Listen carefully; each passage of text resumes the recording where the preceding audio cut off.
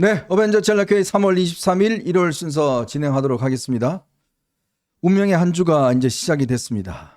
이렇게 시작이 됐는데 그렇게 좋지 않은 뉴스들로 오늘 아마 많은 분들께서 안타까워하실 것 같습니다. 지난 21일부터 시작된 경남 산청, 또 22일부터 시작된 경북 의성, 울산, 울주, 경남 김해 이 산불이 크게 발생을 했어요. 지금 축구장 4,600개 규모가 일단 불이 탔고 지금 4명이 진화대원이 일단 사망을 했습니다. 부상자도 지금 10명이 발생했다고 그러고요. 지금 불 끄기가 굉장히 어려운 모양입니다.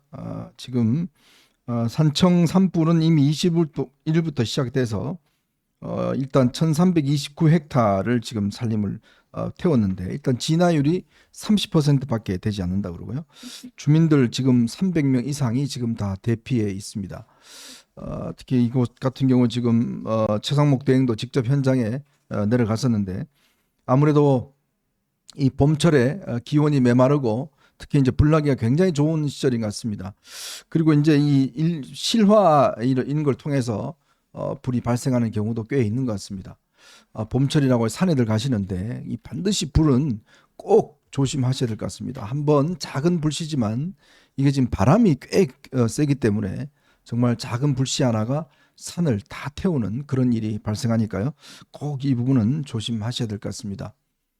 자, 내일부터 시작되는 오늘부터 시작된 이번 주 꽤 아마 많은 분들께서 뭐라고 그럴까요? 좀 긴장된 마음으로 맞이하실 것 같습니다. 내일 오전 10시에 헌법재판소가 한덕수 총리에 대한 탄핵소추안에 대한 심판 결과를 내일 선고를 하게 되어 있습니다. 오전 10시입니다.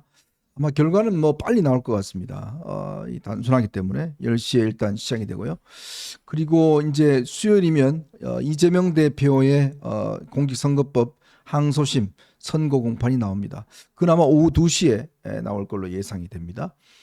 그리고 이제 이 주에 윤 대통령에 대한 탄핵 선고가 언제 나올지 이것 또한 지금 제일 관심사입니다. 이번 주 내에 이루어진다면 27일이나 28일 좀 이루어지고 아니면 더 연기될 수 있는 뭐 그런 상황도 지금 벌어지고 있는 것 같습니다.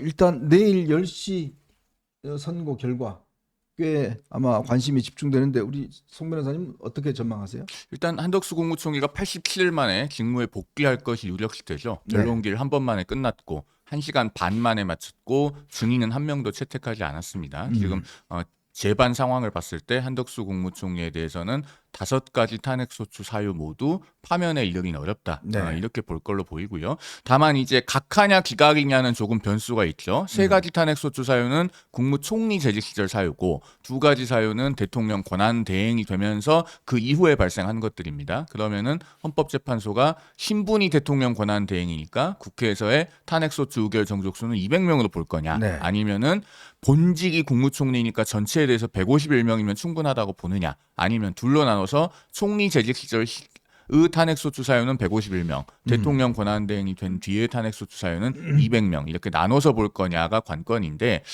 제가 개인적으로 예상하기로는 151과 200을 좀 나눠서 볼 가능성이 있지 않을까 하고 보이고, 그렇지 않다면 아마 151로 판단을 하지 않을까 싶습니다. 그러나 결론이 어느 쪽이든 한덕수 총리가 내일이면은 직무 복귀를 할 걸로 보이고, 탄핵 심판 사건은 그 기각 결정문에도 선고 일시가 적힙니다. 몇 시 몇 분이 이게 정확하게 적히고 그 주문을 낭독하는 시각부터 기각이든 각하든 주문 낭독하는 시간. 그렇습니다. 그러니까 각하면은 이 사건 심판청으로 각하한다 이렇게 낭독을 하게 되고요. 이제 기각이면은 피청구인에 대한 심판청으로 기각한다 이렇게 낭독을 하게 되죠. 그러면은 그 순간부터 직무 복귀 효과가 발생합니다. 그러면은 대통령 권한 대행은 이제 최상목 경제부총리에서 한덕수 국무총리가 되는 거죠. 네. 그러니까 민주당이 지금 시점에서 지금 최상목 대행에 대한 탄핵소추안을 제출을 해놨는데 이걸 의결하는 것이 도대체 무슨 소용이 있느냐라는 생각이 들고, 그야말로 경제부총리까지 이제 직무를 정지시켜서 우리나라 지금 민감한 경제 현안이 얼마나 많습니까? 트럼프 네. 관세부터 시작해서 할 게 많은데 정말로 국정의 손발을 다 묶어 놓으려고 한다, 이런 비판으로부터 자유롭기가 어렵다라는 생각이 듭니다. 아무래도 이번 주에 하이라이트는 결국 수요일이겠죠. 그렇죠. 네. 예. 그 뭐 100만 원 이상만 나오면 되는 거 아닙니까? 100만 원 이상, 그렇죠. 100만 원 이상 나오면 이제 뭐 어차피 피선거권 박탈령이니까요. 뭐 그게 뭐 징역형이 나오건 100만 원 이상의 벌금형이 나오건 이재명의 정치적 운명은 뭐 매한가지니까. 그런데 뭐 그게 벌금형으로 좀 깎이거나 그럴 가능성은 낮아 보여요. 그렇죠. 예, 네. 워낙 뭐 명백한 그런 것들이 있기 때문에 그래서 아마 이게 선후 관계가 이 여론에 미치는 영향을 제일 많이 이재명 측에서 신경 쓰는 것 그렇죠. 같아요. 그러니까 이재명께 먼저 나와서 단 하더라도 이재명의 이제 정치적 명줄이 다 끝나간다라는 게 먼저 나오고 윤석열 대통령 탄핵 인용이 나오더라도 이제 이재명에 대한 이재명으로는 좀 안 되지 않느냐. 그리고요. 지난주에도 뭐 홍영님 원장이 좀 잠시 언급해 줬지만 리서치 비용가 네. 거기 그 여론조사 보면 이재명이 이제 항소심에서 또 1심과 동일한 유죄 판결을 받을 경우에 이재명이 대선에 나오면 안 된다라는 게 거의 한 절반 정도 된다라는 그렇죠. 거 아닙니까? 네. 그러니까 상당히 여론상으로는 부담이 있을 것 같습니다. 근데 요즘 뭐 제가 이제 법원 이야기를 좀 들어보니까 항소심 법원이 웬만하면 1심 법원의 판결을 많이 따라가는 추세고, 그리고 지금 2심 법원이 굉장히 빠르게 재판을 진행했잖아요.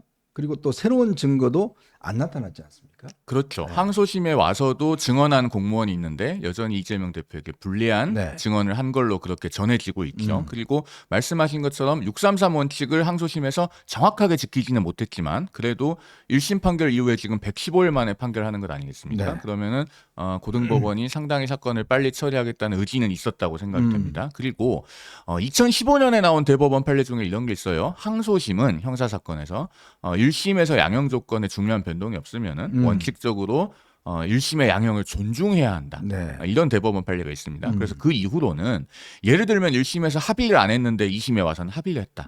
또는 뭐 1심에서는 처벌 불원서가 제출이 안 됐는데 2심에서는 처벌 불원서가 제출됐다. 라든가 일부 유죄에서 일부 무죄 부분으로 바뀐 게 있다든가 네네. 이런 것들이 아니면은 항소심에서 1심의 양형을 예전처럼 기계적으로 잘 깎아주지 않습니다. 그러니까 과거 같으면 1심에서 징역 1년이었으면 그래도 항소했으면 좀 1심의 양형이 과중하다라고 판단을 해서 재량껏 뭐 징역 10월 맞아요. 이 정도로 깎아주는 것들이 좀 있었어요. 뭐 집행유예 나오든지. 그러니까 갈수록 그런 것들을 잘 안 해줍니다. 그리고 그렇게 된 트렌드가 벌써 한 10년 정도 됐기 때문에 수요일 이재명 대표 선고의 관전 포인트는 이겁니다. 첫째로 유무죄가 뒤집히는 부분이 있느냐. 네. 그 김문기 모른다가 일부 무죄에서 아예 유죄로 바뀌느냐 또는 골프 발언이 1심에서 유죄였는데 이 부분 무죄로 바뀌느냐가 네. 관전 포인트입니다만 중요한 것은 백현동 허위 발언 부분은 너무나 그 허위성이 명확하기 때문에 네. 이것은 무죄를 쓰는 것이 거의 불가능합니다. 국토부 공문이 버젓이 남아있고 수많은 공무원들이 1심에서 그리고 항소심까지 와서 이재명 대표에게 불리한 증언을 했고 그리고 무엇보다도 백현동 로비스트 김인섭 씨 노상강조에서 제가 말씀드립니다만 이미 대법원까지 판결이 확정이 됐습니다. 그렇죠. 그 사건에서는 용도 변경에 대한 결정 권한이 성남시에 있었다고 판단을 했습니다. 그러면은 그 대법원 판결에 반해서 2심이 판단할 수 있겠는가? 거의 불가능하다고 보여지거든요. 이런 네. 부분들이 관전 포인트다라는 점 말씀드리겠습니다. 네, 어제 저희가 마지막 이슈로 이야기했던 한동훈 전 대표의 AI 관련된 뭐 그런 영상이나 이런 게 꽤 아마 지난번 많이 본 것 같습니다. 신사임당 TV에서 했던 코인 관련한 영상은 오늘 현재까지 44만 회의 조회수를 기록하고 있고요. 그리고 한동훈 대표가 이야기했던 AI 관련된 이 영상은 12만 회가 기록하고 있습니다. 그리고 채널A에서 했던 이 국회의사담이라는 그 김종성 앵커와의 대담, 요거는 25만 회를 풀 영상만, 나머지 영상은 또 뭐 숫자가 있습니다만은 그 정도 기록하고 있다라는 걸 알려드리겠습니다. 자, 어제도 저희가 국민연금에 대해서 말씀을 드렸는데 지금 국회의원들 이거는 뭐 여야가 다 대동단결했습니다. 지금 여야의 3040 의원들과 함께 한동훈 대표가 이 문제에 대해서 거부권 행사를 강력하게 오늘 한번 다시 촉구하고 나섰습니다. 이거는 미래 세대를 정말 죽이는 법이다라고 이야기를 하고 있는데요. 왜 이렇게 국민연금, 아마 이거 여러분들 다 해당되십니다. 국민연금 관련된 이 문제 점점 후폭풍이 커지고 있습니다. 이 문제 한번 짚어보고요. 민주당이 내일부터 공식적으로 천막 당사를 운영하겠다고 합니다. 운영하는데 근데 진짜 천막 당사는요. 원래 당사를 팔아야 돼요.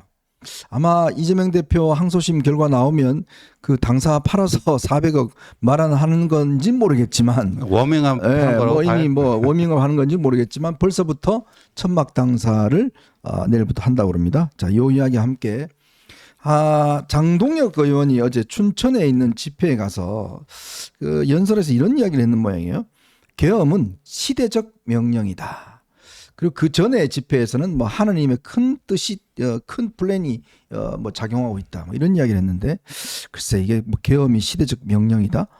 글쎄 이건 조금 넘어도 좀 선을 더 넘은 것 같습니다. 요 문제도 한번 짚어보도록 하겠습니다. 자, 여러분 보시면서 구독과 좋아요 알림 꼭 부탁드리고 많은 응원 부탁드리도록 하겠습니다. 자, 저희는 첫 번째 이슈로 한번 넘어가 보겠습니다.